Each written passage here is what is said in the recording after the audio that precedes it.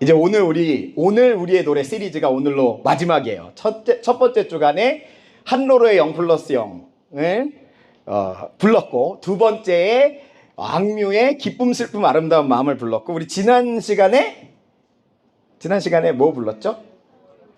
한로로의 사랑하게 될 거야를 불렀어요. 그리고 오늘 마지막으로 소문의 낙원 대단원의 마지막 날, 우리 청소년부에서 가장 어린 우리 하원이가 수연을 맡았던 오늘 마지막 시간이었어요.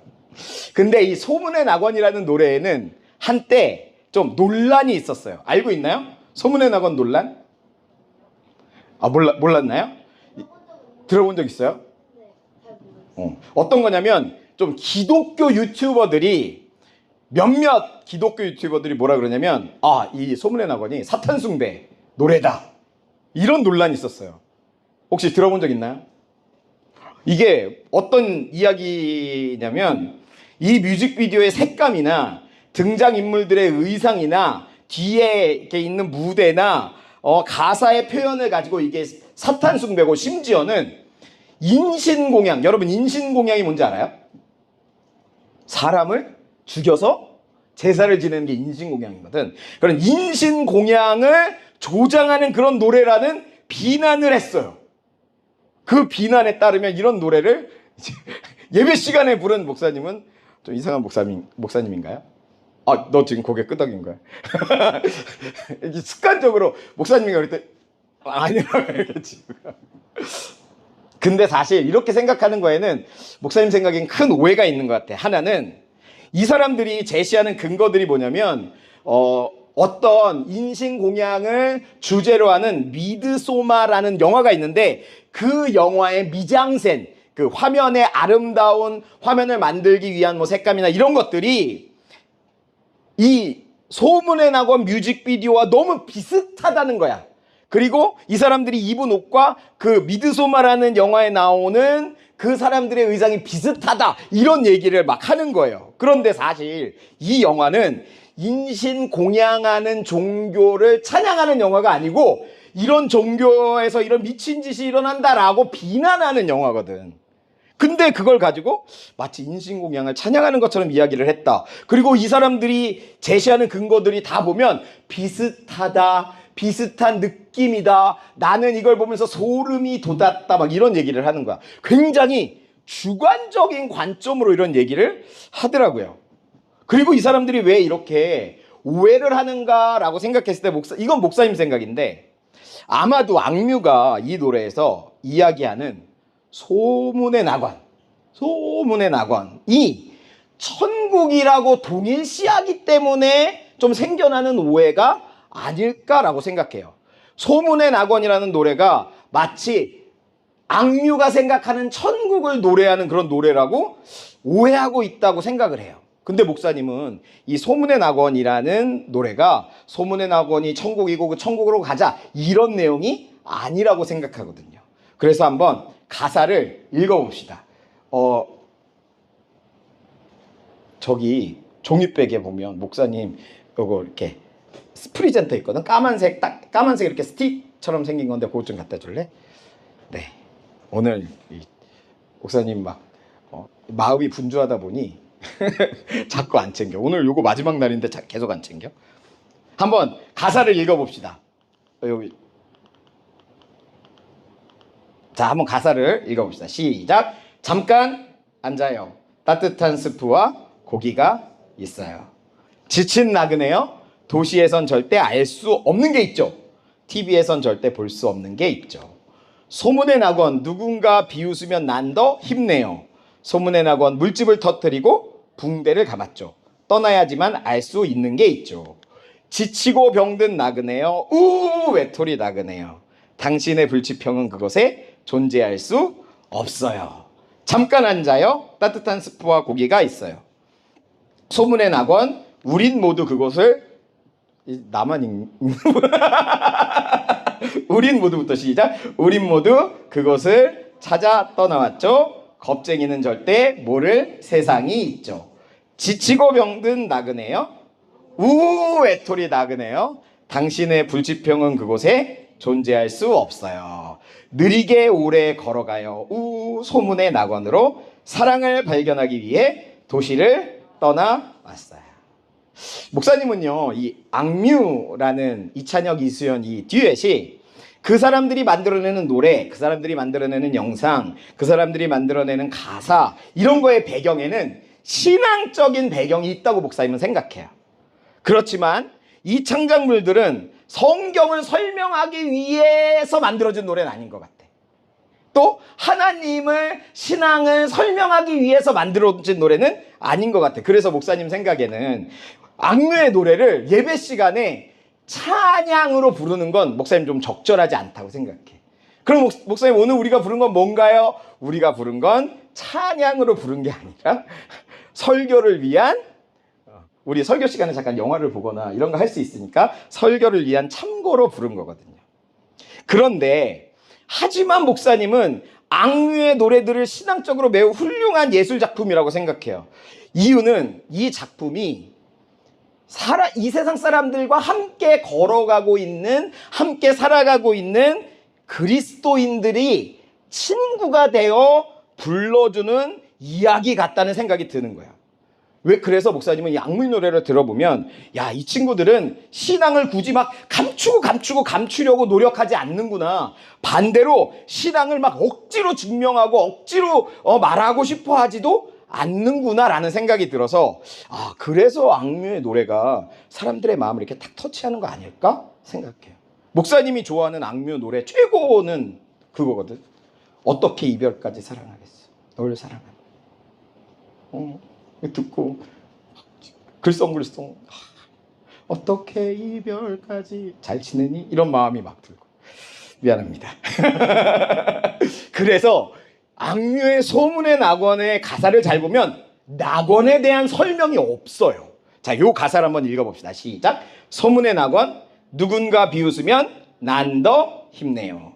소문의 낙원, 물집을 터뜨리고 붕대를 감았죠. 여러분, 소문의 낙원이 정말 천국이라면, 내가 천국 갔는데 누가 천국에서 나를 비웃고 그래서 내가 남이 비웃어서 더 힘이 나고 이런 일이 있을까요, 천국에?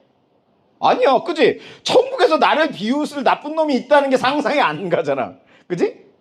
그리고 천국에서 아무리 오래 걸어다닌다고 해도 내 발에 막 물집이 생겨서 물집을 터뜨리고 붕대를 감는 일이 있을까요? 아니야. 그래서 이 노래는 소문의 낙원, 그 낙원이 천국이야, 이런 설명하는 노래가 아니라 소문의 낙원이 있는데 그 길을 가는 과정을 설명하는 노래라고 생각해요. 여러분, 요 노래가 담겨있는 앨범 개화를 준비하면서 이찬혁과 이수연이 산티아고 순례길을 걸었대요. 여러분, 산티아고 순례길 알아요? 혹시 산티아고 순례길 모르는 사람 아무도 없네? 다 알고 있네. 산티아고 순례길이 산티아고 순례길이 어떤 유명한 성당을 향해 걸어서 가는 거래요. 근데 이 산티아고 순례길을 걸어가는 사람이 중간중간 휴식을 취하는 곳이 있어. 알베르게라고 부르는 곳이 있는데, 이 숙소가 순례길 주요 거점마다 있는데 사람들이 거기 가서 좀 저렴한 돈을 내고 순례객들이 거기서 좀 쉰다는 거예요. 그곳에서 딱 앉으면 돈을 내면 저녁 식사를 주잖아. 그럼 뭐가 있을까? 따뜻한 스프와 고기가 있지 않을까? 그지? 그리고 나서 나 씻고 자리에 앉아서 발에 있는 물집을 터뜨리면서 붕대를 감는 일이 그 알베르게에서 일어나지 않았을까요? 그래서 목사님은 이 소문의 낙원이라는 노래가 소문의 낙원을 설명하는 노래가 아니라 소문의 낙원을 향해 가는 노래라고 생각해. 요 가사를 보면 좀 더 잘 알 수 있어. 요 가사를 한번 읽어볼까요? 시작. 지치고 병든 나그네여, 외톨이 나그네여, 당신의 불치병은 그곳에 존재할 수 없어요. 그래서 당신의 불치병이 존재할 수 없는 곳이 어디냐? 소문의 낙원이 아니라 그 낙원을 향해 걸어가는 길이라는 거예요. 그 낙원을 향해 걸어가는 길을 걸어가다 보면 지치고 병든 나그네가 될 수도 있고 외톨이 나그네가 될 수도 있지만 그 전에 내가 가졌던 불치병은 존재할 수 없어요. 그러면 그 불치병은 뭘까? 수현이 겪었던 무기력이나 우울증일 수도 있을 거야. 어쩌면 현대를 살아가는 사람들이 겪는 불면증, 불안, 공황장애 같은 걸 수도 있어. 그래서 이렇게 노래하는데 우리 같이 읽어볼까? 시작. 사랑을 발견하기 위해 도시를 떠나갔어. 그래서 수연과 찬혁은 이 노래를 통해 도시에서 사랑하지 못하기 때문에 생기는 불치병이 소문의 낙원을 향해 가는 그 길에서는 없다고 얘기를 하는 거야. 야, 사랑하지 못해서 생기는 병이 뭐야? 만약에 정말 진심으로 사랑하는 사람이 곁에 있다면 우울증이 있을 수 있을까? 있을 수도 있어. 왜냐면 이 세상의 사랑은 온전하지 않으니까. 하지만 사랑하면 할수록 내 마음속에 우울증은, 불안은, 슬픔은, 공황은 해결될 수 있고 사라질 수 있는데, 도시에서 각박한 경쟁 속에서 그저 혼자 사랑하지 못하고 살아가는 사람들의 마음속에 생기는 그 불치병을 어디에서 해결할 수 있다고 이 노래는 말하고 있는 거냐면, 소문의 낙원을 향해 가고 있는 그 길을 따라갈 때 우리는 그렇게 될 수 있다고 얘기하는 거예요. 그래서 오늘 소문의 낙원을 찾는 여행을 걸어가다가 지치고 병들고 외톨이가 되어버린 나그네, 바로 우리들의 이야기를 오늘 이 노래가 말하고 있어요.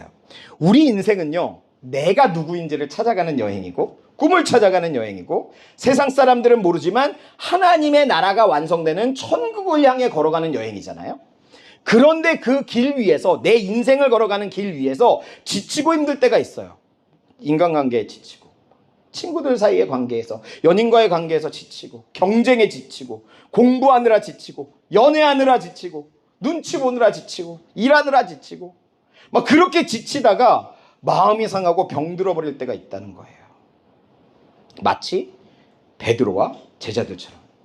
예수님의 십자가 앞에서 도망쳤던 그들은 스스로 다시 이전의 삶, 텅 빈 그물이 있던 삶으로 도망가 버렸어요. 그리고 그들의 삶에 부활하신 예수님이 오셔서 뭐라 그랬어요? 와서 조반을 먹어라, 밥 먹자는 얘기를 하잖아요. 마치 이 가사처럼. 뭐라 그래요? 잠깐 앉아요. 따뜻한 스프와 고기가 있어요. 예수님이 정말 스프를 준비하셨는지는 모르겠지만 물고기는 있었어. 그래서 지난 3주간 우리는 예수님의 식탁에서 회복되는 하나님의 사랑에 대해서 나누었어요. 예수님은 영이 되어버린 우리를 책망하지 않으시고 우리를 식탁으로 초대하셔서 우리의 삶에 의미 있게 참여하도록 하시고 다시 사랑하도록 하셨다는 내용이 우리 지난 시간까지의 설교 말씀이었어요. 그 모든 시간이 예수님의 식탁이라고 얘기했어. 그런데 예수님의 식탁에서 베드로는 다시 사랑할 수 있는 용서를 회복했고, 예수님을 배신했던 순간 잃어버렸다고 생각했던 꿈도 회복했죠. 그런 베드로에게 오늘 예수님이 이렇게 말씀하세요. 우리 18절 같이 읽어보겠습니다. 시작. 내가 진실로 진실로 내게 이르노니 내가 젊어서는 스스로 띠띠고 원하는 곳으로 다녔거니와 늙어서는 내 팔을 벌리리니 남이 내게 띠띠우고 원하지 아니하는 곳으로 데려가리라. 여러분, 이 말씀은 되게 무서운 말씀이에요. 뭐라 그래요? 남이 내게 띠띠우고 줄로 묶어서 원하지 아니하는 곳으로 데려간대. 이 모습은 마치 체포돼서 연행되거나 노예로 잡혀가서 자유 없이 끌려다니는 모습을 의미했거든요. 근데 이 말씀이 어떤 의미였는지 19절에 나와. 우리 19절 앞부분을 읽어보겠습니다. 시작. 이 말씀을 하심은 베드로가 어떠한 죽음으로 하나님께 영광을 돌릴 것을 가리키심이로라. 예수님이 하나님의 뜻을 이루신 방법이 뭐였어요? 십자가 위에서 못 박혀 죽으시는 것이었어요. 예수님은 죄가 없으신 분임에도 불구하고 무도한 이들에게 끌려다니며 결국 골고다 위 십자가에 달려 죽으셨어요. 사람들은 그 모습을 보고 예수님이 실패했다고 생각하고 제자들은 그 모습을 보고 두려워 도망쳤지만, 사실 그것은 예수님이 우리를 구원하시는 그 구원을 이루시기 위한 방법이었어요. 베드로도 그 예수님과 똑같았어요. 베드로도 결국 로마의 박해의 끝에 십자가에 못 박혀 죽게 되었는데, 특별히 베드로는 내가 예수님과 같이 십자가에 못 박히는 것을 나는 감히 감당할 수 없다 그래서 십자가에 거꾸로 못 박혀 죽었어요. 그래서 우리 영화나 이런 거 보면 십자가를 거꾸로 이렇게 해놓고 이거 뭐 사탄 숭배 뭐 이렇게 얘기하잖아요. 근데 사실은 이 거꾸로 된 십자가는 베드로의 십자가라고 해서 겸손과 순교를 의미하는 십자가가 그 십자가예요. 어쨌든 예수님이 베드로의 이러한 죽음을 예언하신 것처럼 우리의 삶도 사실 쉽지 않을 거예요. 소문에 나간 뮤직비디오 속에서 막 지치고 이렇게 하는 것처럼 행복한 날들이 계속되지 않아요. 오히려 그 가사가 얘기하는 것처럼 우리가 가는 그 길이 지치고 병들고 외톨이가 되는 길일지도 모르고 누군가가 비웃고 물집 잡힌 발에 붕대를 감아야 되는 너무나 힘든 길일지도 몰라요. 그게 두렵고 그게 겁날지도 몰라요. 그래서 나의 방에 숨어서 그저 그 골방에 갇혀서 한 걸음 세상을 향해, 한 걸음 내 진정한 삶을 향해 한 걸음을 내디지 못하고 있는지도 몰라요. 그런데 여러분, 이걸 꼭 알아야 돼요. 우리 이 가사를 같이 읽어봅시다. 시작. 소문의 낙원 우린 모두 그곳을 찾아 떠나왔죠. 겁쟁이는 절대 모를 세상이 있죠.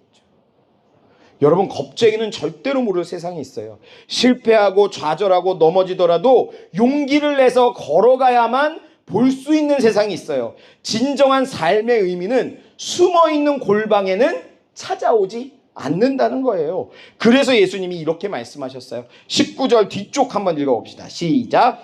이 말씀을 하시고 베드로에게 이르시되 나를 따르라 하시니.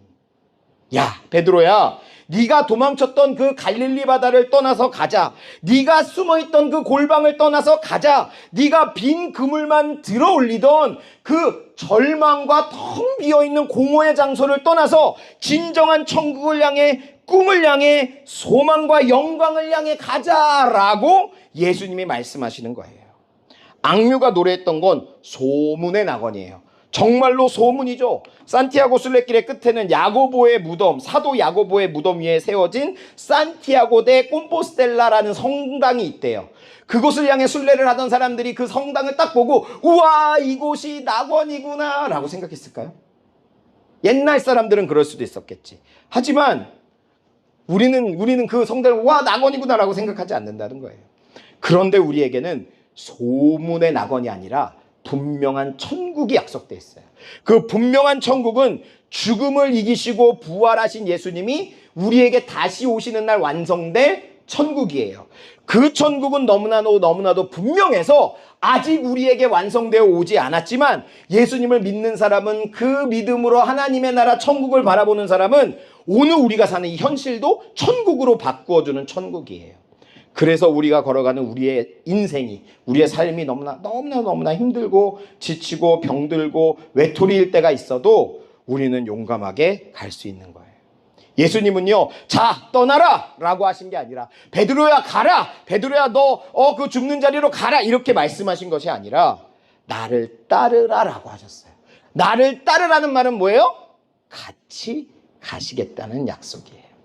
사랑하는 청소년 친구들, 지난 4주간 우리는 예수님의 식탁에서 부활하신 예수님을 만났어요.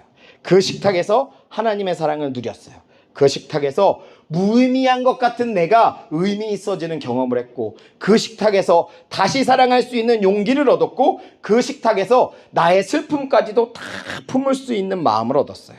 이제 예수님이 오늘 우리에게 말씀하시는 것처럼 소문의 낙원이 아닌 분명한 천국을 향해 용감하게 일어나서 예수님과 함께 가는 우리가 되기를 소망합니다.